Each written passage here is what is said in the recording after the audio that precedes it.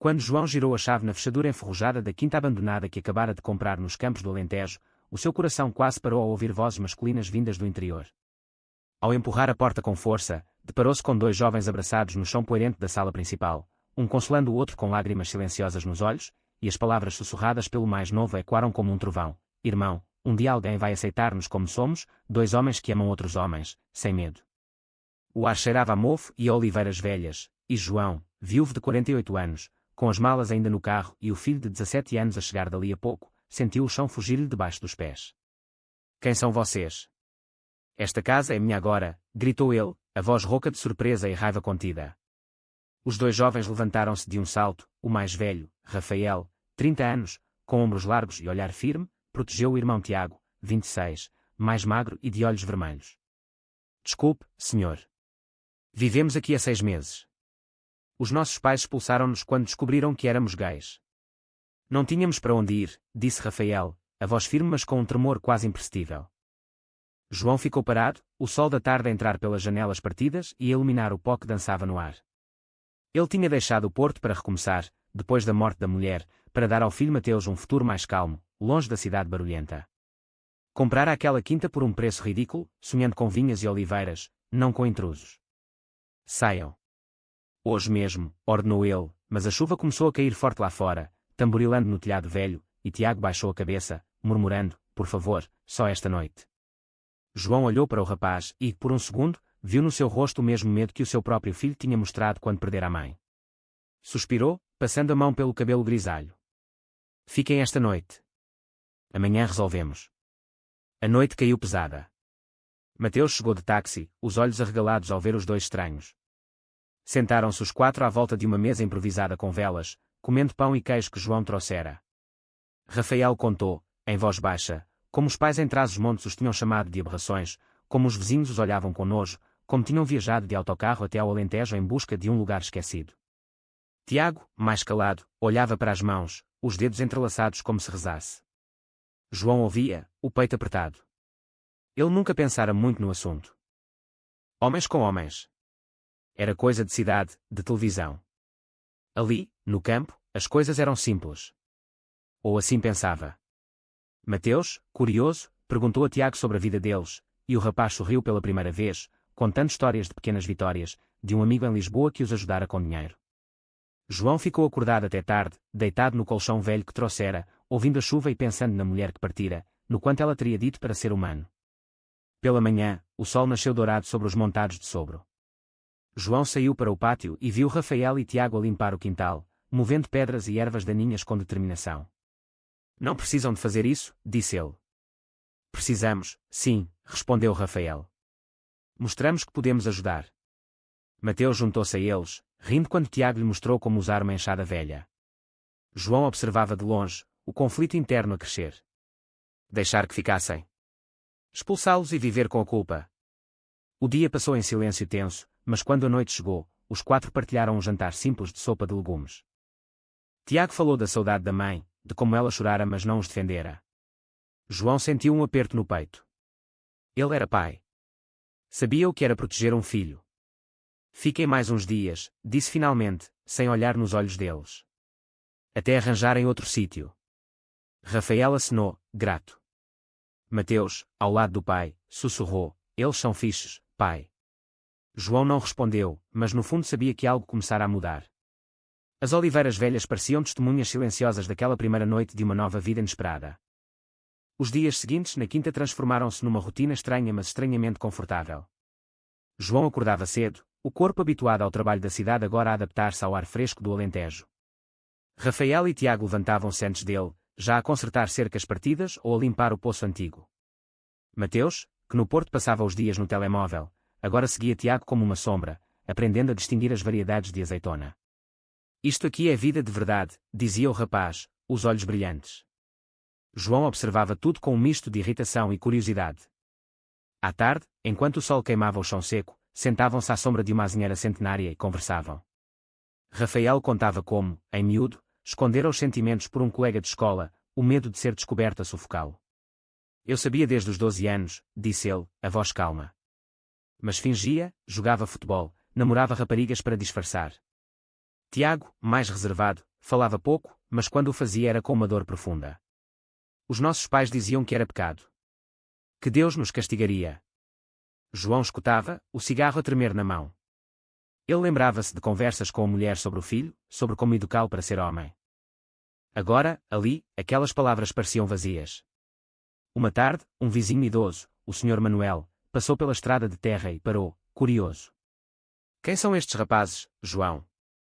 Novos trabalhadores. João hesitou.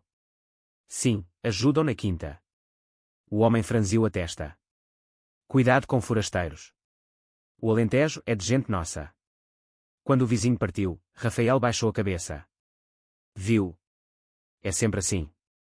João sentiu uma pontada de vergonha. Ele próprio pensara o mesmo dias antes. À noite, Mateus perguntou ao pai: Tu achas que é errado eles serem assim? João ficou em silêncio longo tempo. Não sei, filho. Só sei que são pessoas. As semanas passaram.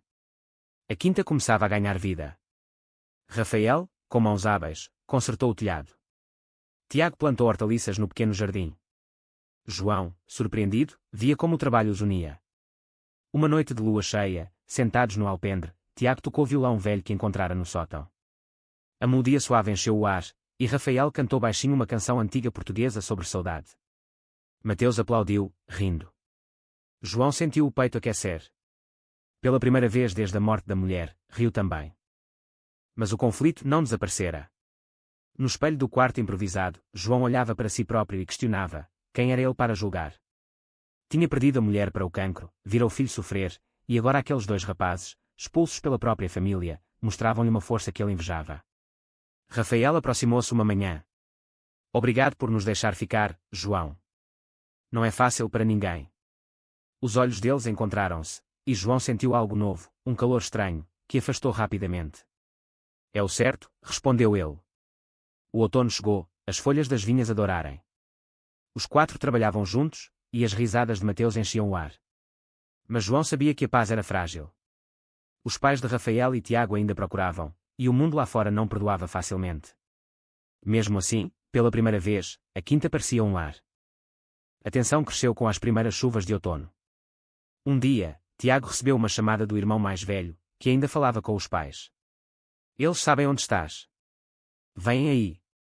Tiago empalideceu, as mãos a tremer enquanto desligava. Rafael abraçou, murmurando palavras de conforto.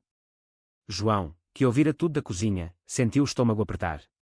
Se vierem, eu falo com eles, disse ele, surpreendendo-se a si próprio.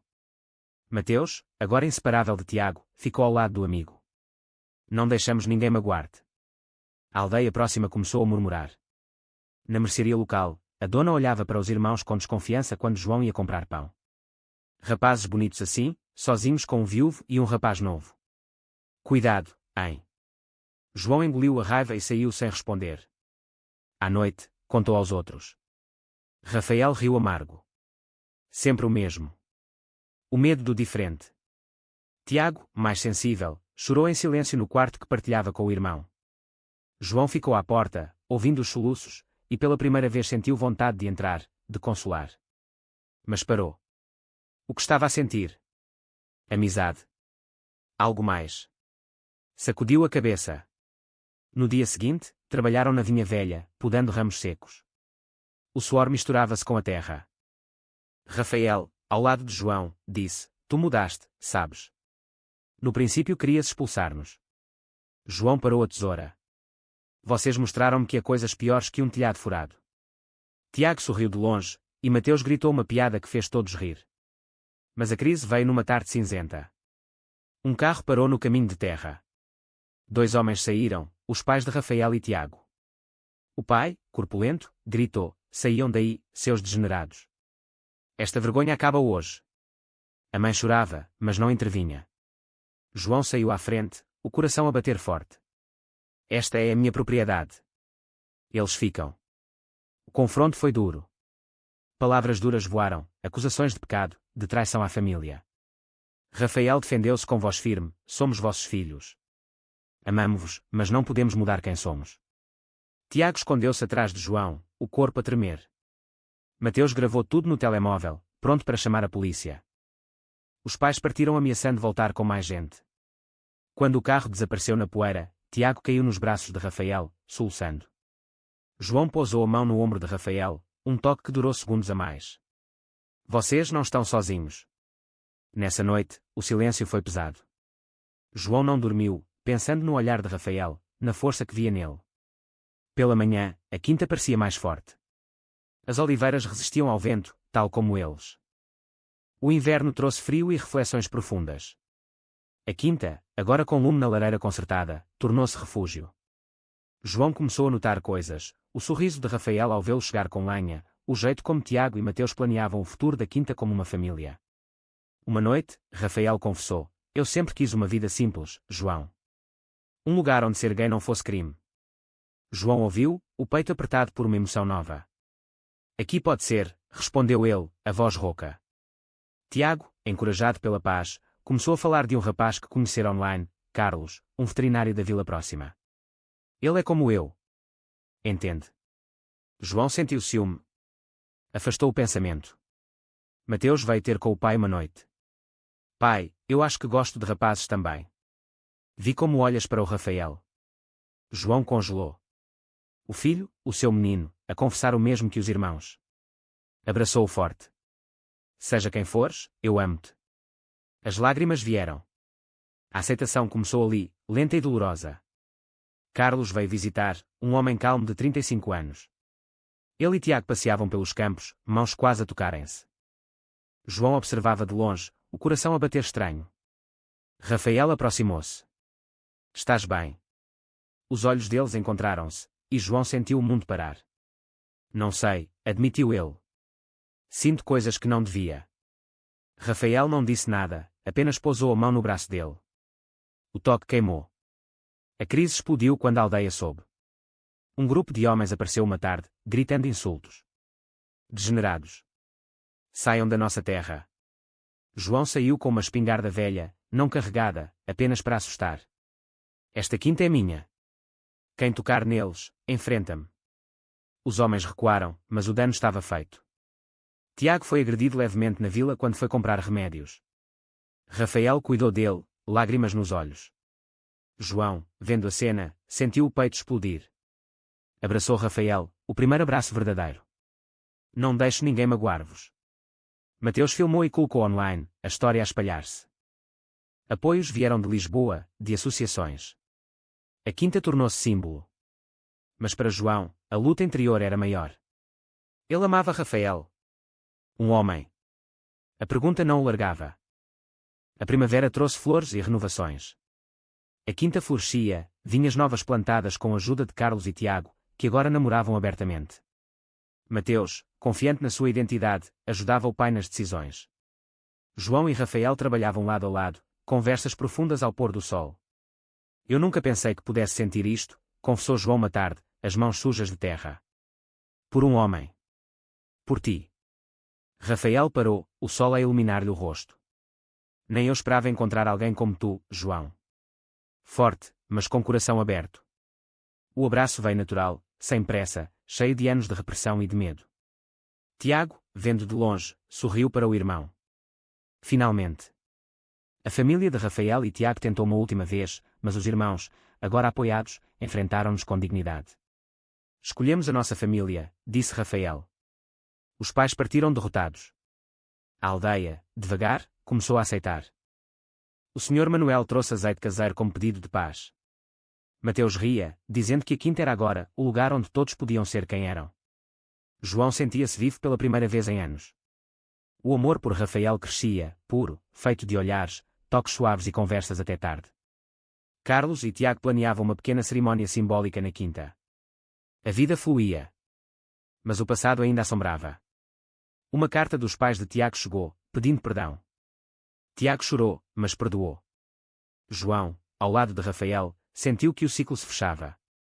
A quinta, outrora abandonada, agora vibrava com risos e esperança. O verão encheu a quinta de luz dourada. As colheitas foram abundantes, o vinho novo a encher garrafas que João rotulava com orgulho, quinta da aceitação. Rafael e João passeavam de mãos dadas pelos olivais, sem medo. Mateus, Tiago e Carlos preparavam uma festa para amigos novos e velhos. A música enchia o ar, danças tímidas no pátio.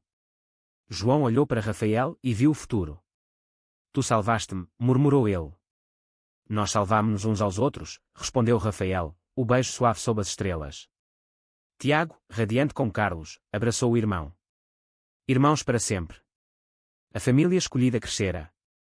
Os pais de Rafael e Tiago, hesitantes, vieram a uma visita. O perdão foi lento, mas real. Mateus disse ao pai, orgulho de ti. João sentiu a paz descer. A quinta, testemunha de tanto, agora era lar de amor sem barreiras. Enquanto o sol se punha no último dia da festa, João perguntou a si próprio se valera a pena todo o sofrimento. Sim. A resposta era sim. O amor entre homens, como o das oliveiras antigas, resistia ao tempo e às tempestades. E tu, achas que a verdadeira força de um homem está em aceitar o amor, seja qual for a forma, ou em esconder-se por medo do mundo? Verdadeiro ou falso?